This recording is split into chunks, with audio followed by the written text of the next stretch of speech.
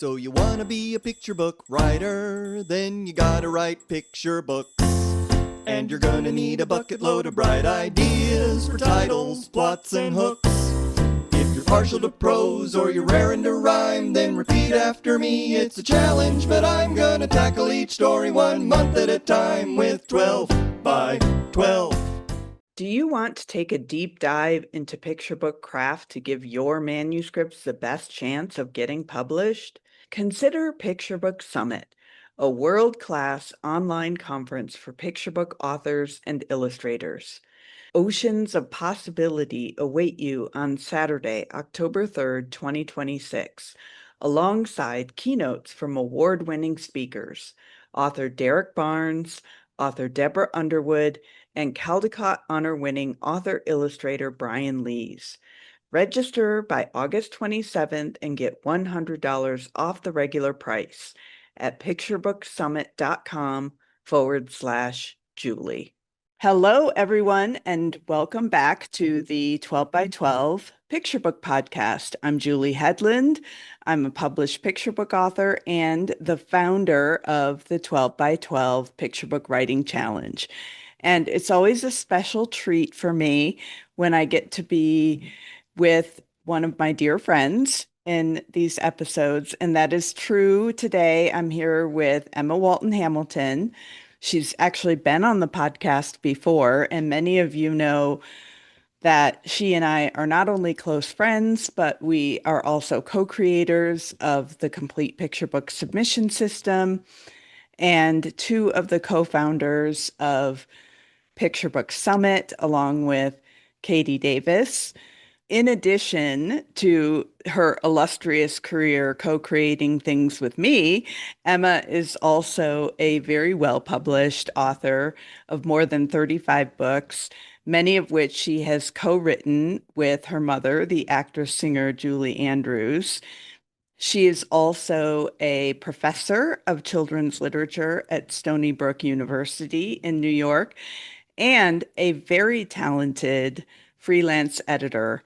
And I don't say that lightly. Emma's eyes are usually the very last ones that are on my work before I send anything to my agent. And I also lovingly call her the query whisperer. She is so good at nailing down the language in a query and a pitch to really make those submissions sing. And speaking of singing, the book Very we're good, Julie. Yes. I worked very hard on that. Speaking of singing, the book that we will be talking about today is called Shy, and it is based on a real life dog that your mother owned, who she dubbed the singing dog. And that's all I want to say because I want to give you the chance to tell us what Shy is about. But for our listeners, one of the things that we're going to dig into even further in this episode is how to take something that was inspired by an actual event and turn it into a picture book, because it's not quite as simple as you would think. And Emma and her mom are masters at doing that. So congratulations, the book just came out this week. So tell us about Shy. Thank you. Thank you. Well, yes, as you say, it was inspired by a real life dog that belonged to my mother when she was performing in My Fair Lady on Broadway.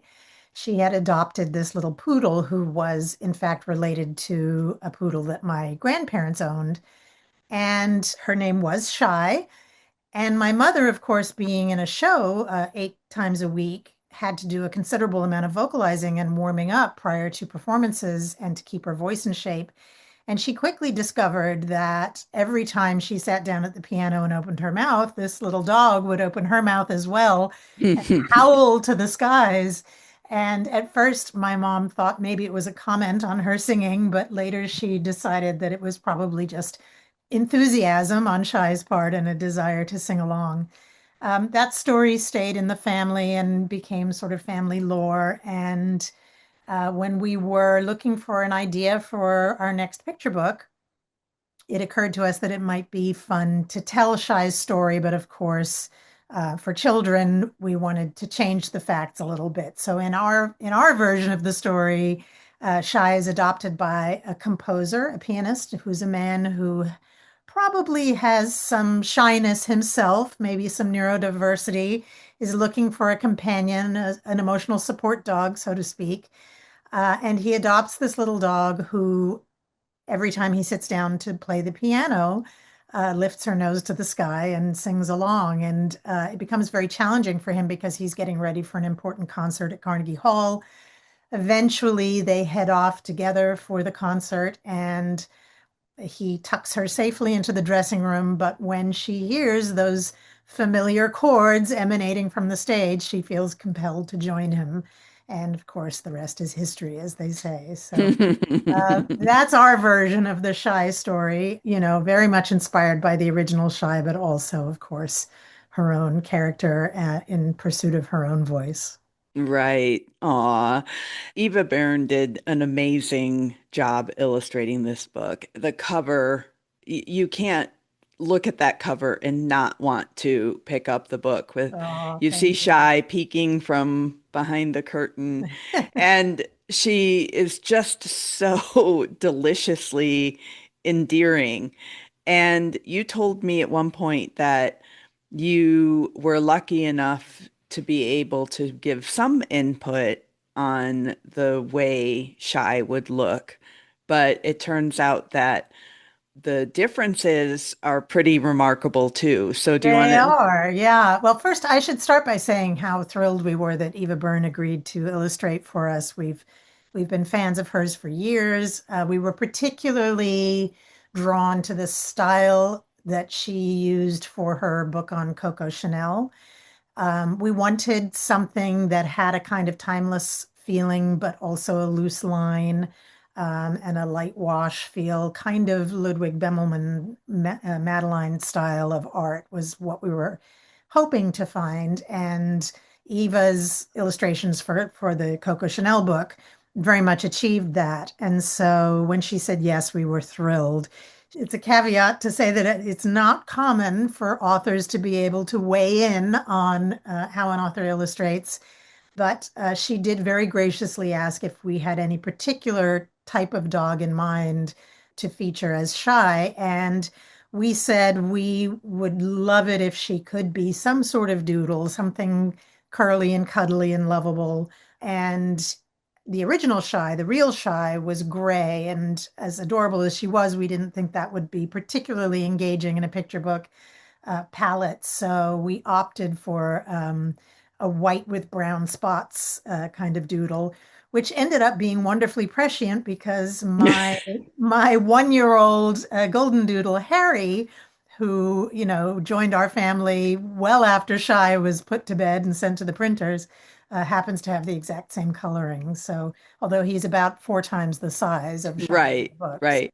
yeah. Well, I think you'll have to give us a picture of Harry for us to include in the show notes because it I really is kind of remarkable. It's It is remarkable. an I think example of life. I only have about 200, so I'll have Right, to choose right. one for you Life imitating art, I guess, in this completely. case. Yeah.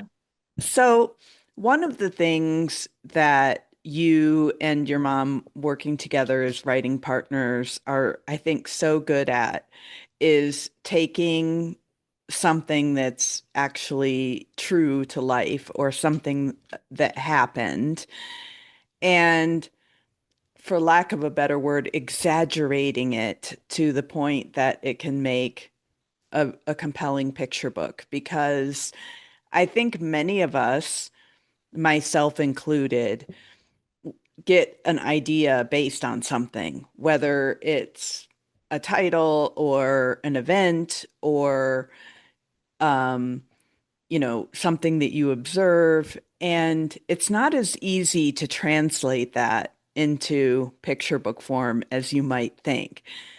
And you all have done it. Off the top of my head, I can think of pretty much almost every picture book that you've come out with since I've known True. you, you know?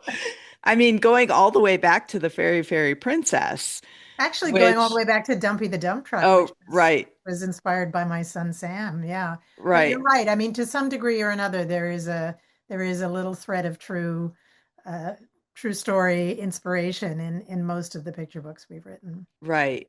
Like, Very Fairy Princess was based on, loosely, I guess I should say, your daughter Hope, That's right. who Yeah. just recently graduated from college. Yes, so that tells you how long ago those books first came out. But Hope, when she was picture book age, Hope was always in costume. She never went anywhere out of costume. So, and the costume pretty much always consisted of a princess dress or a fairy outfit, some form of fantasy dress with crown and wings and that sort of thing. And one day the phrase very fairy princess popped into my mind when I was looking at her, and the book almost wrote itself from there because, in addition to always being in costume and going everywhere dressed in costume, I should share a picture with you. I have a hilarious picture of Hope when she's that age, dressed as a bride, but riding a tricycle like a maniac around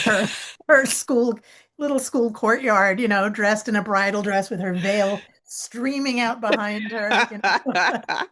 So she was in costume, but she was also like, in the sandbox and getting her knees dirty and her fingernails dirty and all of that. And that's very much how the character of Geraldine in The Very Fairy Princess, was created, inspired by her.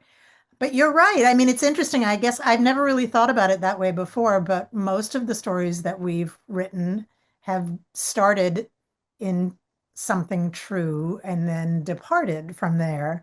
And the departure usually has to do, or I would say always has to do, with with making it both more picture book worthy, more story worthy, and more imaginative, more fun, and also kind of pushing the boundaries of the story a little bit and seeing where it can take us. So, you know, Shy, if we look at Shy, the real Shy was limited to vocalizing alongside my mother in her solitary practice room, or actually mostly being, shunned and being sent out to the other side of the door, and snuffling her nose under the door, which appears in the story.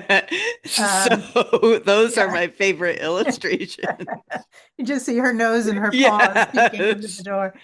And that was very true of Shy. But of course, if you're going to write about a singing dog and you want to push the boundaries a little bit, she has to end up either, at Carnegie Hall or on Broadway. I mean, that's I think the picture book imperative is to kind of push the envelope a little bit and see how far you can take it. The same thing was true of Waiting in the Wings. That was inspired by the true story of a pair of ducks that nested in the courtyard of the theater that my husband and I co-founded and ran for 17 years. But the story was confined to the courtyard, and when the ducklings hatched, there was this wonderful parade, which is in the book, where all the ducklings were being marched to the water by their parents, but were in danger of the oncoming traffic. And so the entire theater staff formed a kind of a chorus line and escorted them to the water, stopping traffic along the way. But that's charming, but that's an anecdote, right? If you want to make it a story, you kind of have to go a bit further. And if you're going to write a story about ducks by a theater, at least one of them has to go inside and see a show. I mean, why be at a theater if you're not going to see a show? So I think that's what we always try to do, is think about what is this scenario or this character or this setting, or what does this idea want to be if pushed to its furthest point, and how do we get it there in such a way that will tell the best story? Right, right.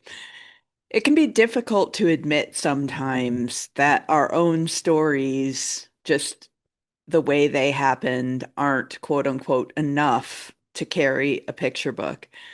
And that all too often they really are more anecdotes versus Yeah. stories. And we get attached to them that way. We Exactly. get we used to say, well, but it didn't really happen that way. But of Hmm. course, I've always got the great Jane Yolen's voice at the back of my head saying, don't let the truth get in the way of a good story now. That's right. And I think that's the leap you have to make when you're translating a story to written form. Yeah, it's Unless you're interesting. writing nonfiction and then you have a different responsibility. But if you're fictionalizing based on a true idea, I think that's the job. Right. And interestingly, in a workshop that two workshops recently, one was not with regard to my manuscript, but someone else's who, was writing about something, one of her own experiences. And there was a lot of really great material in there, a lot of good kid-friendly, but you could tell that the places where it was sort of dropping into that sort of adult looking back perspective. Hmm. And the editor in the workshop pointed out, saying, you may need to come farther away, either go closer to or farther away, you know? Yeah. And I had the very similar feedback on a manuscript that I shared in a workshop that was based on a very personal event. And it is difficult to let go sometimes. If we're people who value the truth, which many of us are, and it occupies a certain importance in our hearts, that memory or that story, it's hard not to be attached to it in that form. Hmm.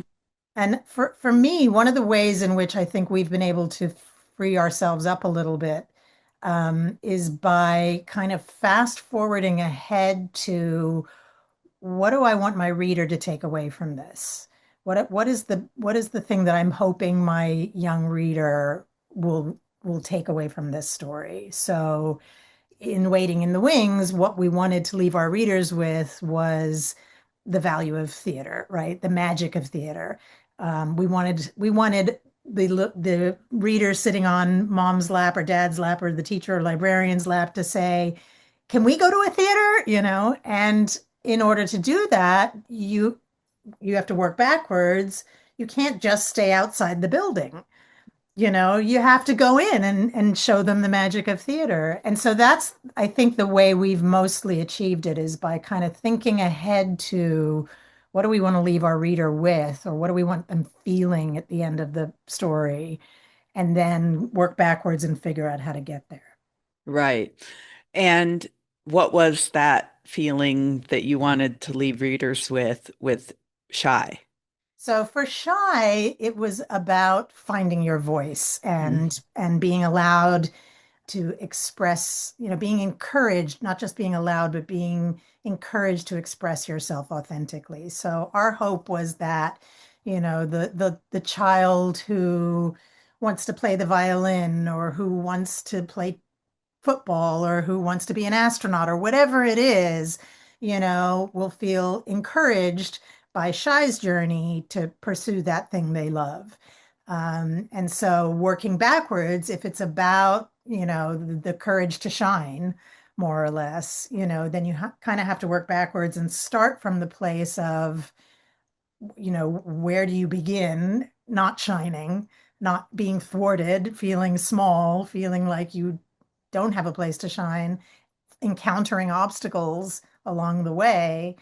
And then, where do you end up that allows that to come through in its most magnificent way? Right. Carnegie Hall is a big Carnegie Hall, way. exactly. Right? And I think did you have any lesser endings before you landed on Carnegie Hall?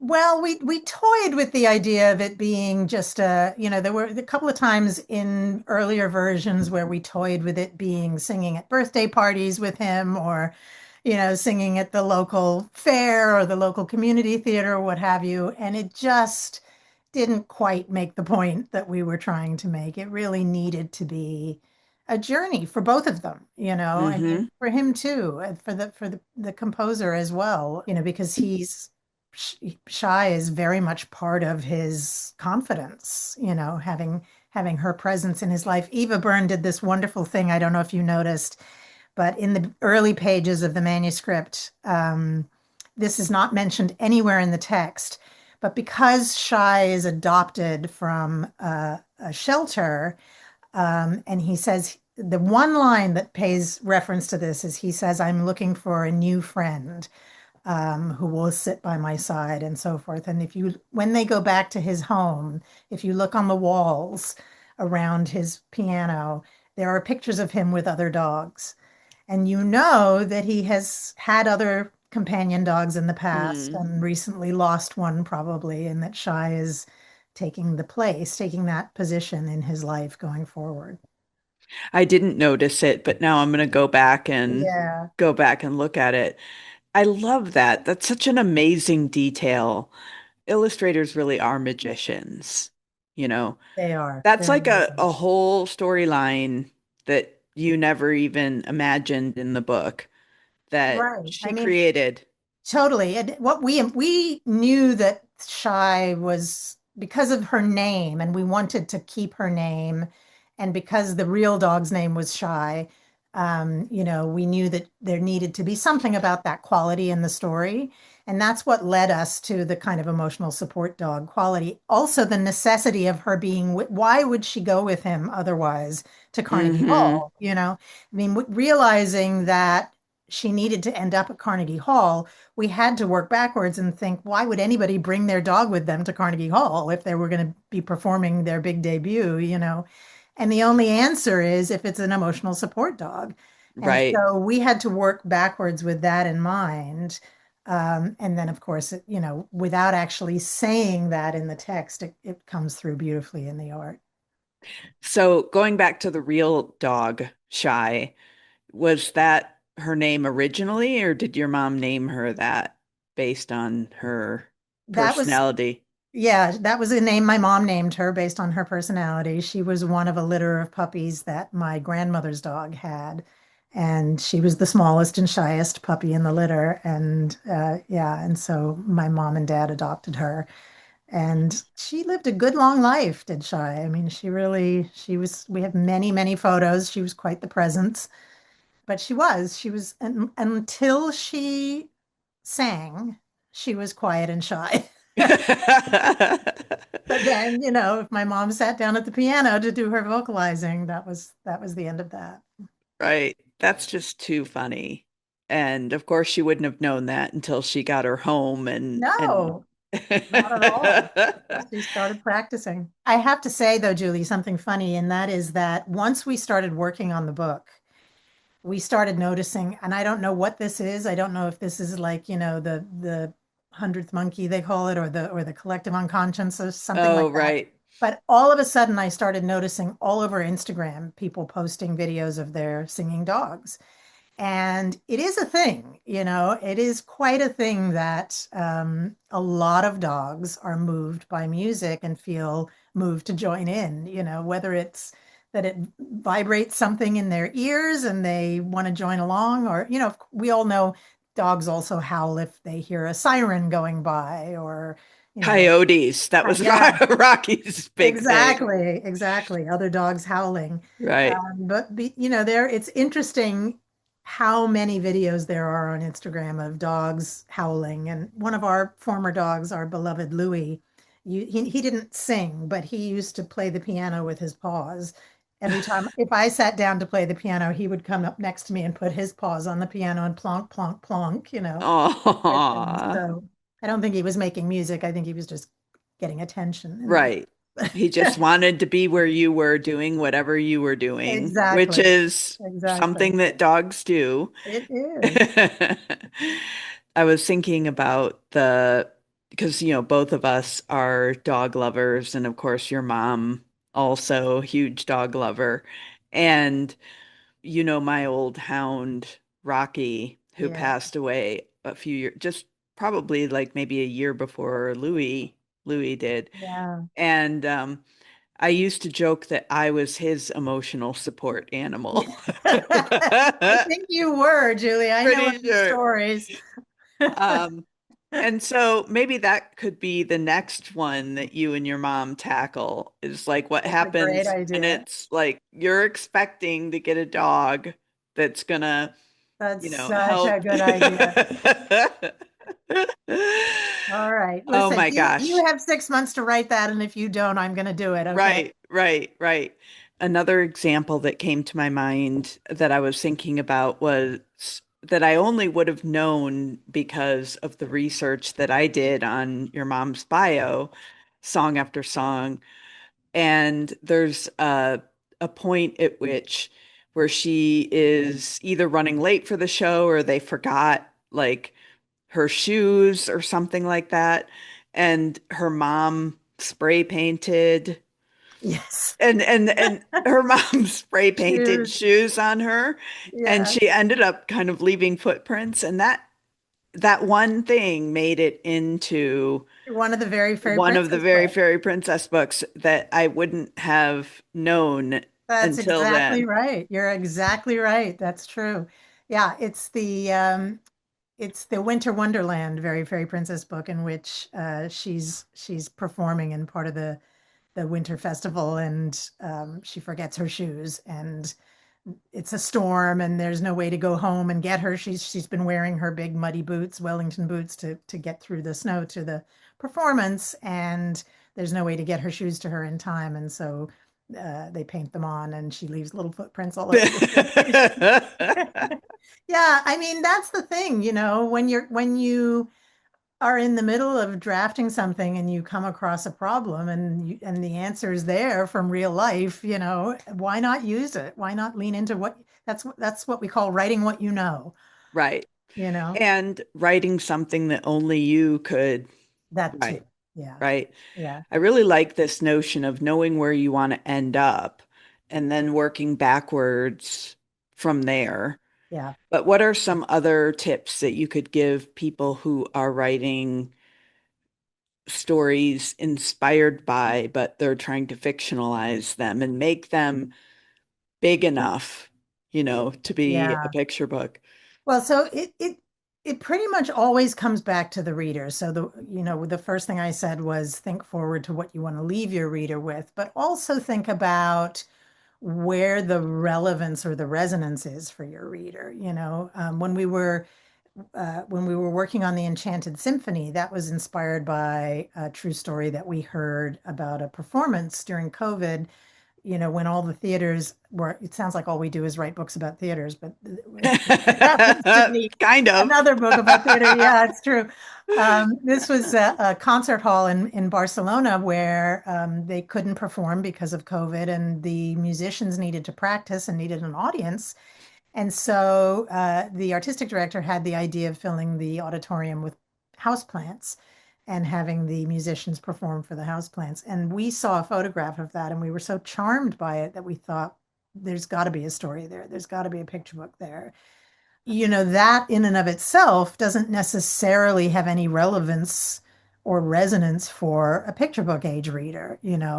And so the first thing we had to do was figure out how to bring in a child protagonist into the story, because just having some musicians and an artistic director and some houseplants doesn't necessarily suggest children. So we came up with the idea of the conductor who takes care of this little opera house, his son, as being sort of the hero of the story, and he comes to the opera house every day with his son. The conductor does. But then what? How do we end up with the plants, and how do we fit the sun into the story and make that of interest to children? And so we had to figure out a way. We didn't want to make it a COVID story.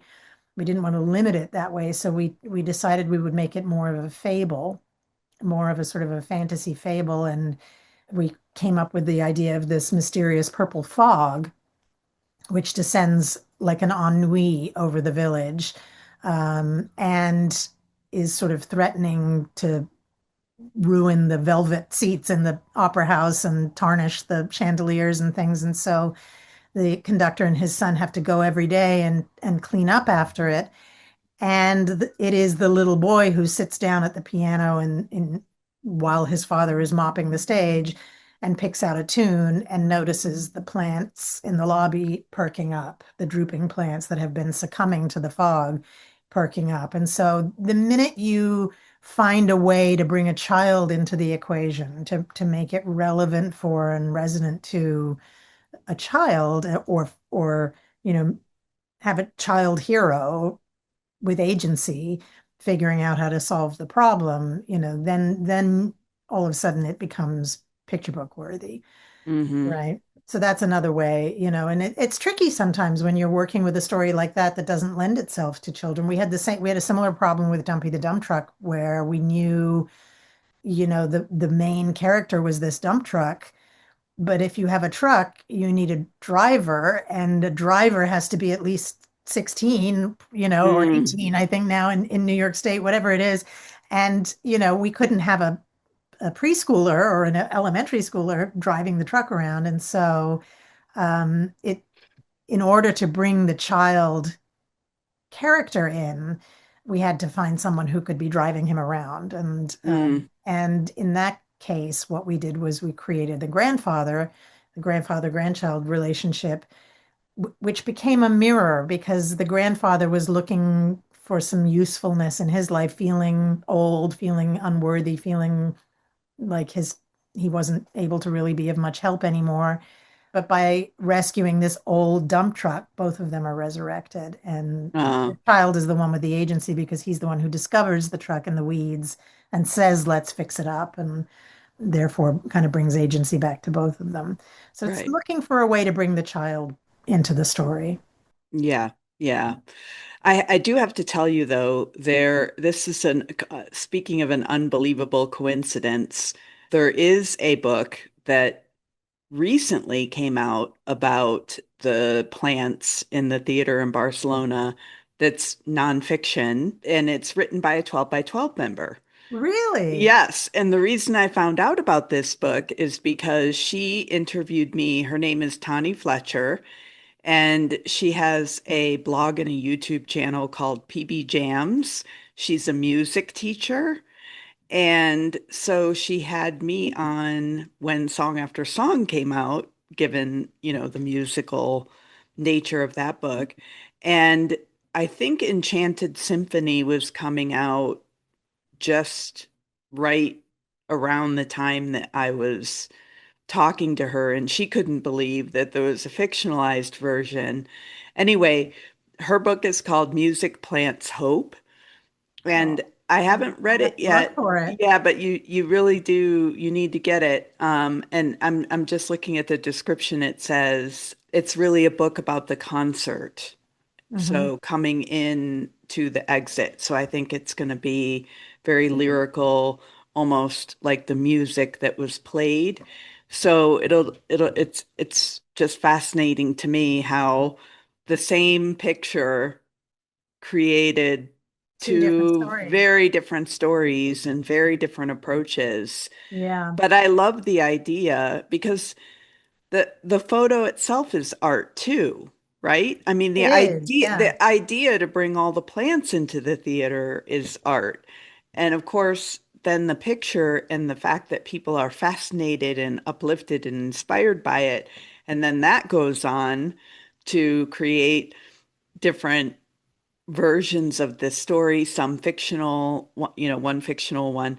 And then these kids now having their own entry point into it. It's just kind of amazing. It And is. Yeah. I knew you would love that because you and your mom, your work together, so much of it is about the value of art and the influence, the way it can change our lives. And you're kind of living, walking, you know, It's certainly a symbols of recurring that. theme in our books. I'll have, it's funny because it's not like we set out to write yet another story celebrating the arts, but inevitably we end up there, and it's like, oh, look, we did it again. There are Oops, always either we the did value it of the again. arts, oops, we did it again.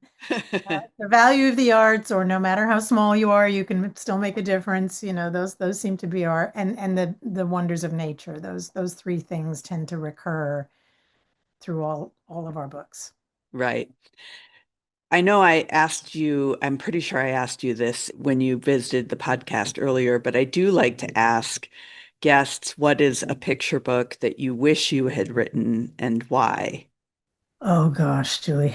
Well, the one that jumps into my mind is After the Fall. It's Stan Santat's After the Fall, and only because that extraordinary reveal three-quarters of the way through. I mean, it is, it's about Humpty Dumpty. It's a story we all know. We've known as long as we've lived, we've known this story, and yet, that reveal for most of us completely blew us away and surprised us. And Totally. it's the perfect when I'm teaching and I talk about how an ending should be all three things of surprising, earned, and inevitable all at the same time, that book nails it. You Yep. know, that Yep. Humpty Dumpty, I'm sorry, this is a spoiler. Turn off the podcast if you don't want to know how it ends. But in that book, Humpty Dumpty, who has a fear of heights after he falls off the wall, which is another stroke of genius, hatches into a bird, and he's climbing the walls in the first place to bird watch. Another stroke of genius. Like And everything about that book is so brilliant to me, and that to take something so familiar and manage to infuse it with so many things that feel both surprising and inevitable at the same time is just a when you get to that spread, you're kind of like, oh, how did I? Of of course. course, how could I And be so how silly? how did I not see this coming? Right, I mean, exactly. yeah, that's a good one. That's a good one. All right. So what's coming up for you? What's next for you? What are you working? I mean, I kind of know the answer You do, because yeah. we're in a critique group together, and I know some of the amazing stories that you're working on, but anything you I'm can share? sure. Well, without getting into any specifics because the contract isn't signed yet, we are in negotiation at the moment for an offer that I've received on a picture book, which is just me, a solo picture book with Holiday House, which I'm super excited about, which was developed in our critique group. It's So so good. that's exciting. I'm really excited about that. I've also been working on a middle grade novel in verse, or maybe YA, probably closer to YA. The vote is still out on that. But that's an instance of taking something, an existing story penned by somebody else that is in the public domain and is a famous author, and adapting it, sort of like After the Fall, kind of taking, somebody else's work and putting a fresh spin on it. And then just recently, I've started working on not for children at all, but on a possible biography of a character who I've been preoccupied with for decades. Somebody from my local community, a philosopher who lived in the mid 19th century and had a very eccentric life. And in my poetry collection, my poetry book, Door to Door, I wrote a series of poems in his voice. Mm. And he's obviously been sitting on my shoulder for, at least 10 years, maybe more, saying, tell my story, tell my story. And I just recently, from reading somebody else's memoir about a similar period in time, suddenly had the thought, wow, maybe this is a biography and maybe I want to tell it that way. So I'm toying. Wow, I didn't even know about that one. See? Yeah. So you've got all kinds of irons in the fire. Lots of irons in the fire, all unrelated, and obviously still teaching and still editing and still, doing Picture Book Summit and the complete picture book submission system and on all of that. So, That's right. That's right. Well, you can hear Emma talk more about picture book craft, pacing in particular. She and Katie will be doing a co-presentation at Picture Book Summit. And if you want to check that out, you can go to picturebooksummit.com. And I think that's it for today. I'm sure thank you'll be you so back. much. Always so happy to come to 12 by 12. It's the happiest writing community in the world. So, Happiest is good. And yeah, this book, oh, it has my whole heart. thank This you. dog. Thank you. Yeah. All right. Thanks, everybody. Take Bye. care. Bye. Do it together so never you fear. It's a handy little way to help you kick into gear. You're amazing, exciting. Look out, 'cause you're writing 12 by 12. 12 manuscripts. 12 by 12. 12 picture books. 12 by 12.